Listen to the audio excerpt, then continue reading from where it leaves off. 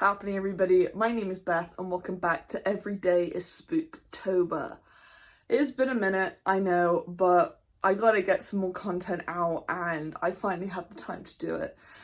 Today we're doing a quick roundup of all the horror films I've watched this year and my favourite one of 2023. Just a heads up, there hasn't really been a favourite horror movie of the year for me for quite a few years. As everyone kind of knows, the horror genre has been lacking massively. So, you know, it's surprising that we're finally getting good movies. However, a lot of these movies that came out this year could have been better, as if you have been keeping up with my reviews on this channel, you'll know of all the reviews and ratings I've given to films this far this year. So let's just talk about it. So these won't be in any particular order, but I will try to come up with a good order for all of these. First off is Scream 6. I mean, I know a lot of people don't like to talk about it anymore because of the issues with the new one coming out and everything that's gone on with sort of the actors leaving and blah blah blah blah. I'm not going to get into it. You must know if you're watching this video. Scream 6, you know, a lot of people loved it and I also did a review. Like I said, pretty much every film that I bring up I've already reviewed. But just overall thoughts, Scream 6 didn't do it for me. I thought it was very cringy, I thought it was very cheesy, and I thought it was like, I think they're trying too hard to keep something going that died about 10 years ago, in my opinion. Scream 4 did it for me. I'm happy with Scream 4. I think bringing them back and then Dewey dying and then this one and now focusing on a new group of friends, I'm bored. We're over it. Give us something different. Let's be done with Scream. Another one was Renfield. You know, Renfield was a fun one. I was so on the fence about going to watch Renfield because it's like a horror comedy. And for those of you who don't know, I hate horror comedy. It's not my thing. I think the silliness doesn't fit with horror a lot of the time. And I don't particularly like it. Don't get me wrong, it was hitting the bar of goofiness and like too much, but you know, I enjoyed the performances. I thought, you know, there was good action, gore, and it was alright. It was alright. It's in my DVD collection, so I'm definitely want to watch it again. It's not a bad movie. I have Insidious: The Red Door, which was a big fat disappointment, and I am, as someone whose favourite horror movie of all time is the original Insidious, it's just wiped from my memory, The Red Door, because it was absolutely awful. Don't get me wrong, amazing to bring the cast back. I was so disappointed, and this is probably like the biggest disappointment of the year. I mean, of multiple years for horror for me. You know, one thing that really upset me about this is the sole creator of Insidious is James Wan, who's an incredible horror filmmaker, and I think him just not directing this one felt weird and wrong. And I think, as much as I think Patrick Wilson gave it a good shot, I think James Wan should have come back because he knows what he's doing. He knows how to get those good scares and he knows what Insidious is about, and he should have directed. Cobweb had potential and then it was really silly and it just didn't go well. I don't understand who thought Cobweb would be a great idea for a film release. Don't get me wrong, I think the beginning of the movie had so much going for it and I think it just completely flopped at the end. Cobweb, lowest on my list. It won't be going in my DVD collection. I'm not a fan. Then we have The Exorcist Believer. I mean, that's even below Cobweb in my opinion. Whoever thought that The Exorcist Believer was a great idea is totally out of their mind. And I know it's the guy who made the Halloween trilogy. I know it's the same filmmaker that made the Halloween trilogy, and I love the Halloween trilogy. I love it.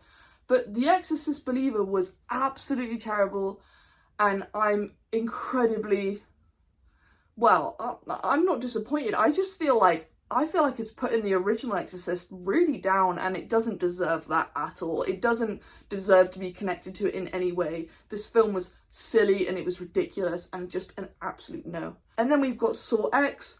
I obviously reviewed that too. I think Saw X was fun. You know, it was nice to have John back, and you know, seeing him up to his old ways, seeing a bit of an origin story, a different side of him. It was great. I don't like the fact that we see this softer side of John and Amanda. I wish, like, I don't know, something was a bit off, and I don't know if it's the fact that the guy that plays John Kramer is freaking 81. Can I just put that out there?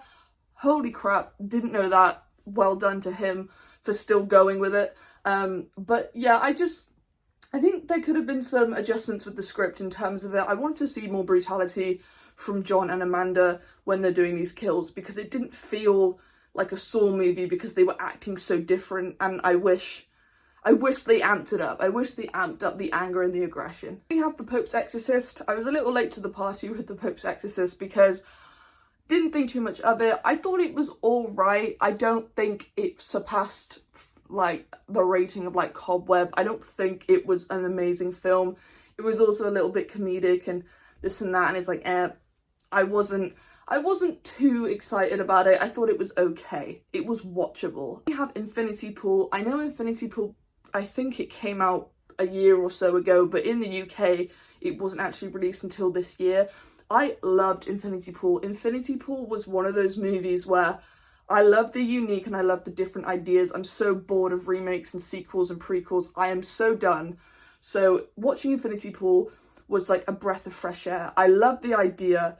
I think it's so creative, and it was very art house based, which I know can get a little bit of hate, but I still think it was a solid movie, and like I want more of that. I want some more different variations of horror, and that was definitely it for me. The other one that I want to briefly talk about that I watched this year was The Nun 2.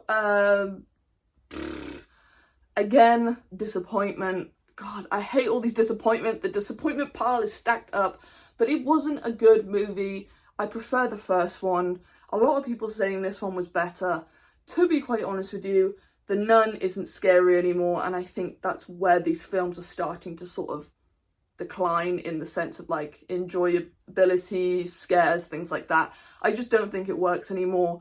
I don't know if they're making another Nun, but please God, let's just stop with it. And last but not least, if you guys know at all, my number one from this year that was brilliant was definitely this one. Yep, it's Talk to Me. I got it on DVD the second you could pre-order this movie. Talk to Me, wow. Wow, wow, wow. What a movie. And not only that, a movie made by YouTubers, which I think is inspirational. For example, to people like me, that's inspirational as hell. This movie was done in such a good way. I know a lot of people don't like this movie, and I also think it's a very basic storyline because it's definitely something we've seen before, but they've done it in such a way where you can differentiate it from everything else that has a similar storyline. I think the fact that it's Australian is great, getting more sort of exposure in the Australian culture and just Australia in general. You know, and I think the scares were solid, the idea was solid, the acting was solid. I really love Talk to Me. The whole sort of beginning sequence leading up to when Riley obviously gets it really bad in the face, I think is brilliant. 100% recommend. This is my number one movie of 2023, and I'm so happy with it. Definitely looking forward to the second one, but you know, as we've talked about, you know how I get with sequels and prequels, etc, etc. I need some fresh ideas. As long as we get some fresh ideas with Talk to Me 2, I'm happy with that. If it's the same repetitive kind of thing, I don't know how I'm going to feel. But basically, yeah, guys, that was my sort of wrap up of 2023. There probably are films that I have missed out that I have seen. I just wanted to kind of briefly talk about the ups and downs, I guess, of the movies. Like I said, Talk to Me was great and was solid. You know, horror genre nowadays isn't great, as we talk about, and I want 2024 to be better. Whether it will be, I don't know. You know, I know we still have a lot of sort of remakes and sequels and continuations of series. For example, there's another Saw, surprise, surprise. I'm kind of over it, I'm kind of done with it. We'll see what happens, but yeah, I you know, I'm hoping better for the horror genre next year, and I hope there's like another number one movie for me that, you know, I'll be able to say is solid. I'm hoping. But anyway, guys, thank you so much for watching. I hope you have a good Christmas and New Year.